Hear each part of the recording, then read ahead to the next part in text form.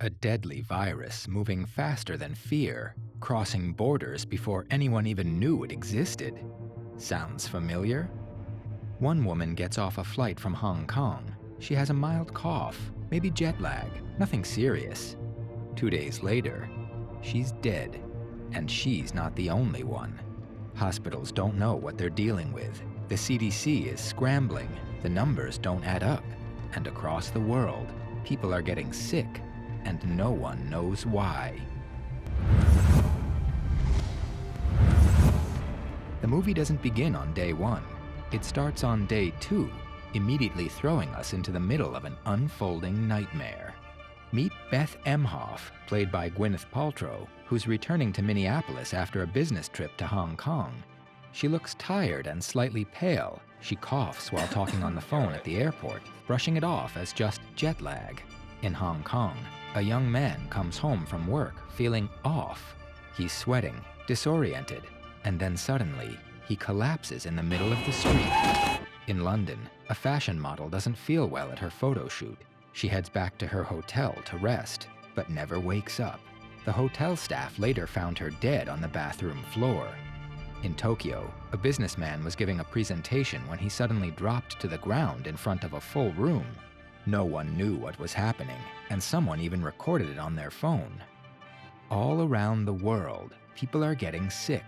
Different cities, different lives, but the symptoms look surprisingly similar, and they're hitting fast. No one's connecting the dots yet, and the danger is still invisible. Back in Minnesota, Beth returns home from her trip. Her husband, Mitch Emhoff, played by Matt Damon, picks her up from the airport. She looks tired and says she's just jet-lagged. At home, she greets her young son, Clark, and settles in like nothing's wrong. She continues feeling under the weather, but it doesn't stop her from interacting closely with her family. There's no social distancing. No one suspects anything is wrong. The following day, Beth's condition deteriorates rapidly. She starts to seize violently and is rushed to the hospital. Despite the doctor's best efforts, she dies within minutes of arriving. The medical team was stunned. There was no clear cause of death. One moment she was talking, and the next, she was gone. This was either meningitis or encephalitis, and were very helpful with this sort of passing. While Mitch is still trying to make sense of his wife's sudden death, another tragedy hits, and it's even more devastating. His young son, Clark, suddenly falls ill. There's no time to react. Just like Beth, he crashes fast. By the time Mitch gets the call and rushes home, it's too late. Clark is gone. Mitch is now faced with unimaginable grief.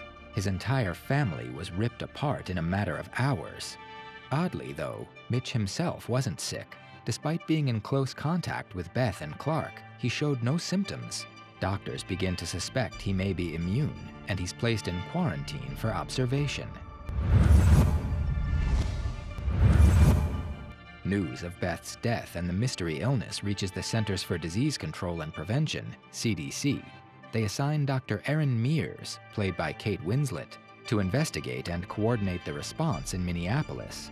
Dr. Mears was a dedicated field agent. She began tracing Beth's steps, where she went, who she interacted with, and how many people she may have infected.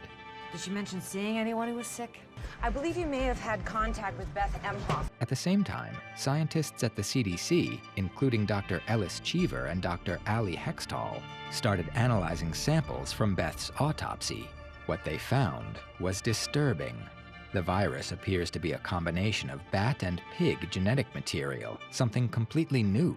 To make matters worse, the virus wasn't just deadly, it was evolving. The virus contains both bat and pig sequences.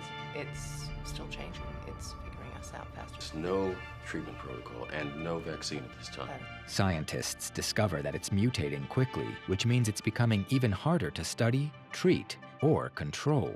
Within days, confirmed cases start appearing in Chicago, Los Angeles, Boston, Salt Lake City, and even overseas. There was no known treatment, no vaccine, no cure. Meanwhile, in a Level 4 biohazard lab, a brave scientist named Ian Sussman breaks strict lab protocol, but for good reason. he manages to grow the virus, which is a crucial step toward creating a vaccine.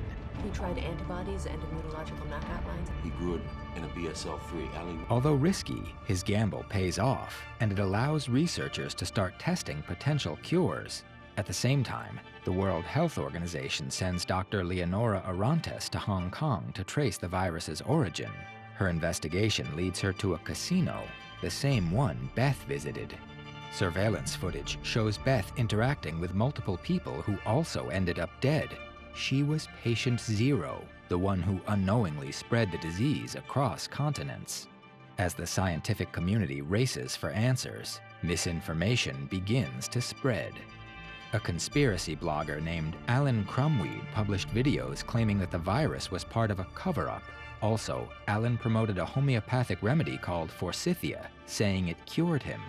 Millions of people begin demanding forsythia, and panic buying erupts. Pharmacies are mobbed. People were desperate for anything that might save them. What they don't know is that Alan faked his illness. He was cashing in on the panic, making millions of dollars selling false hope to a terrified public. By day 12, things were spiraling out of control. Hospitals started to become overwhelmed. Makeshift treatment centers were set up in stadiums and schools. Dr. Mears had taken every precaution during her fieldwork, but even that wasn't enough. She got sick in a heartbreaking scene. Hello. This is Dr. Erin Mears. I think I'm sick. What? She lay on a simple cot inside the stadium she helped set up, the same place meant to help others. And just like that, she passed away with no headlines, no special treatment. It was just one more name among millions. After some time, Mitch was released from quarantine. He was still immune, but now more determined than ever to protect his daughter, Jory. He knew the world outside was falling apart. Back at the CDC, Dr. Ali Hextall made a bold and risky decision. She believed in a vaccine her team had developed, but instead of waiting for tests and trials, she injected it into herself. No lab rats, no waiting. She wanted answers. So she visited her father, who was infected, to see if she would get sick. And guess what? She didn't. Her father also survived. That was the confirmation she needed. The vaccine worked. It was a huge step forward, but creating enough doses for the entire world? That was a whole new challenge. When the vaccine finally began to roll out, it didn't go to everyone at once. There weren't enough doses. So the government set up a lottery system, and people were called up based on their birth dates. Those people born on March 10th. Some were lucky.